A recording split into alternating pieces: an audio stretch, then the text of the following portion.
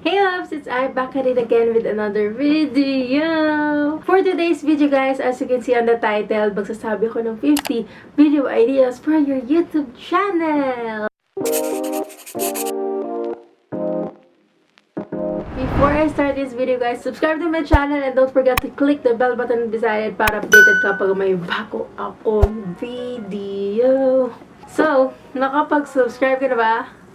Let's go! Okay, so itong 50 video ideas ko guys, I really suggest na gawin nyo sila as soon as meron kang video na magustuhan because it's quarantine time and this video that I will be telling you or will be suggesting for your videos or for your YouTube channel is trendy. Habang trending siya guys, gawin nyo na yung video na yun, i-upload nyo na. Okay, so my handy dandy blues clues. Okay, number one is closet clean out. Quarantine time guys, so maraming naglilinis ng closet nila. I-document nyo na yan. Habang naglilinis kayo, i-document nyo na yan. This is the perfect time. Number 2 is eating colored food for 24 hours. Colored food, ikaw nang bahalang mamili kung anong color gusto mo. Green, pink, black, blue. Basta lahat ng colored. Rainbow colored, push mo na yan girl. 3. Hydro dipping videos. Guys, this is so satisfying. Ito yung level up version ng tie-dyeing. Kung tapos ka na sa tie-dye phase, mag-hydro dipping ka na, hindi lang naman sapatos. Ang pwede mong i-hydro dip. Pwede ka rin mag-hydro dip ng phone case. Medyo level up ka, pero yung items mo hindi masyadong masakit sa bulsa pag nagkamali ka. Transforming myself into for 24 hours. So, ikaw na lang din mamimili niyan kung anong gusto mong i-transform or anong gusto mong transformation mo for yourself na tingin mo ay kakayanin mo. So, ang suggest ko ng mga look na sumisikat ngayon is ABG, ABC, joke lang. And pwede rin naman na mag-transform ka into an artist, magiging Korean idol ka o kaya mga celebrity na medyo ka-lookalike mo, medyo babaguhin mo yung hairstyle, yung makeup, and gagayahin mo yung makeup, yung look niya, and hahanap ka ng angulo na medyo same kayo. So, number 5 is 100 peso versus 1,000 peso review. It can be a makeup. Kung makeup content ka, makeup ang gawin mo na ganon. Kung food, pwede namang food din. Or kung anong mas related sa channel mo. Kung nagta-travel ka, edi vlogging materials na medyo mura sa mahal. Shopee haul. Guys, sobrang sikat nito. Especially for female YouTubers out there na trendy, ganon. Shopee haul, Lazada haul, anything haul. Ubos ang pera, nothing lahat. Number 7, copying YouTubers' IG feed. What does it mean? Gagaya ka lang ng feed nila. Pwedeng isang YouTuber lang and then pipili ka ng mga 5 photos niya na kaya mong i-pull off. Gagayahin mo yung pose, yung outfit, yung makeup, yung lighting mo, ganun-ganun. Or pwede rin iba-ibang YouTubers, ganun. Number 8 is live swap challenge. Pwede kang makipag-live swap sa kapatid mo, sa mama mo, ikaw na yung maglalaba, ikaw na magluluto, ganun. Make it something na magkakaroon ng kabuluhan, kumbaga. Better na you do a live swap with someone na sobrang opposite kayo ng lifestyle para as in talagang makabuluhan, extreme yung video mo. Number 9, who wore it better challenge.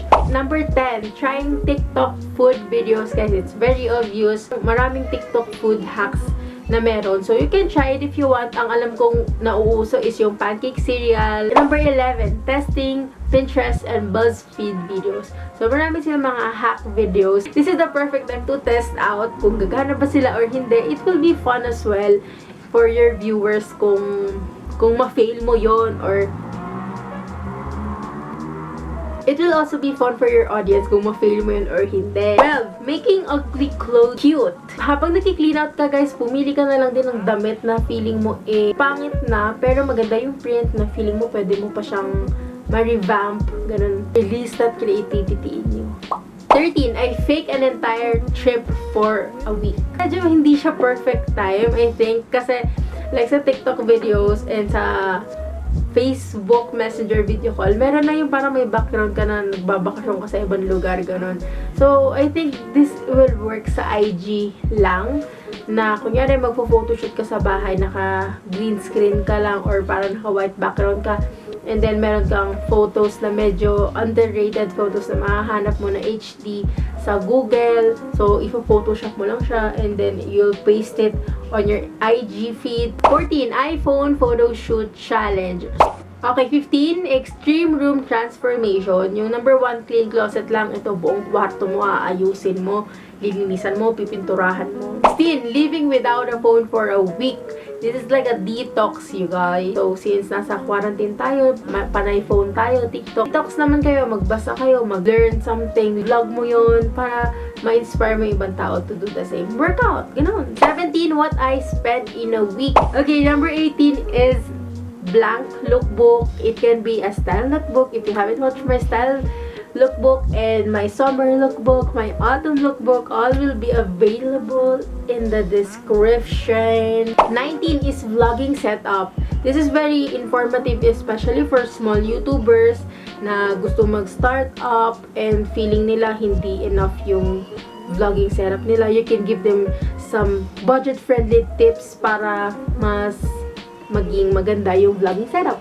Number 20 is treating myself for 24 hours. Instagram post ideas. This one is very nice para sa mga YouTubers na ma-Instagram din and sobrang crisp na mga poses. You can go ahead and give suggestions to other people as well. 2 is imitating YouTubers intro. 23 is skincare routine. Pwedeng morning, evening.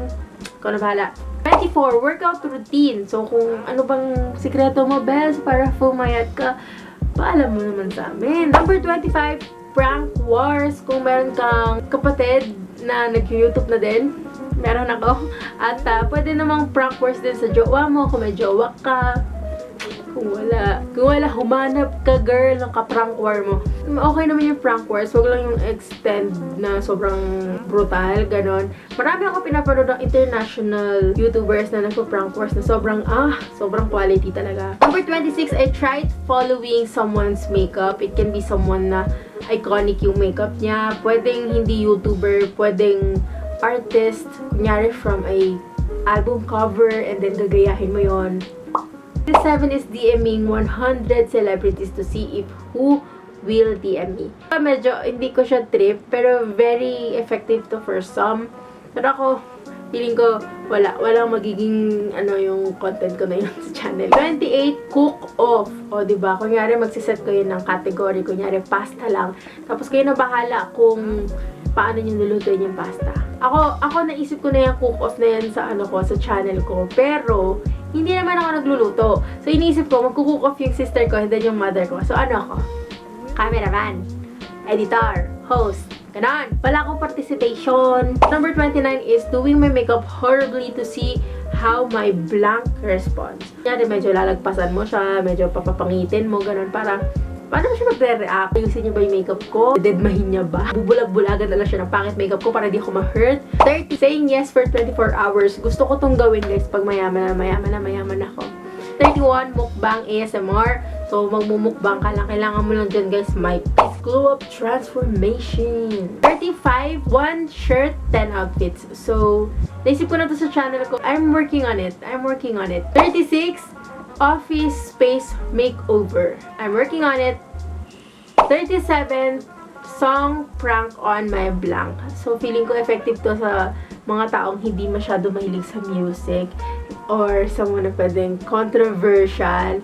Tsaka, hindi sikat yung kanta para gagamitin mo for them. I think I wanna do it. 38, 2 truths and 1 lie challenge. So, you can do it with someone. And then, ang 2 truths and 1 lie, kunyari magsasabi ka ng 3 statement sa isang tao.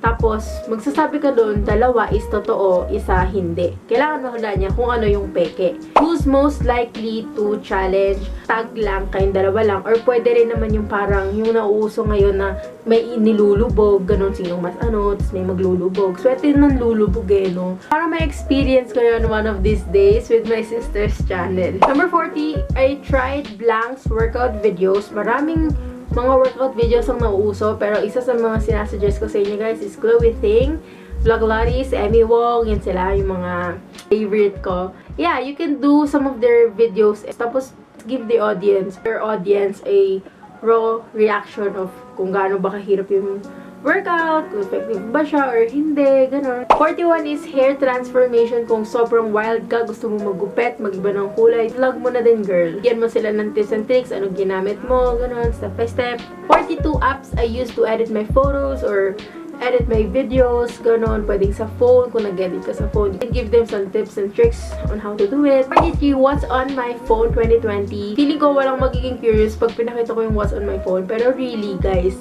my phone is very secretive on my part. Parang diary ko na siya kasi marami akong apps doon. Sobrang favorite ko talaga sila. Like, sobra talaga. Hanggang ngayon, hindi pa rin ako nagpapalit ng phone kasi I don't wanna re-download them. Ganon feeling. Sobrang attached na attached ako sa phone. 44, try not to laugh or dance challenge. This is really hard, y'all. I tried to not laugh or dance. I tried lang. Parang practice lang. Practice. 45, prank call. Guys, usong-uso yung prank call ngayon. Sabihin mo, salamat Shopee. Yung mga ganon, salamat Shopee. 46, who knows me better. Parang gusto ko to, who knows me better, my sister or my mother.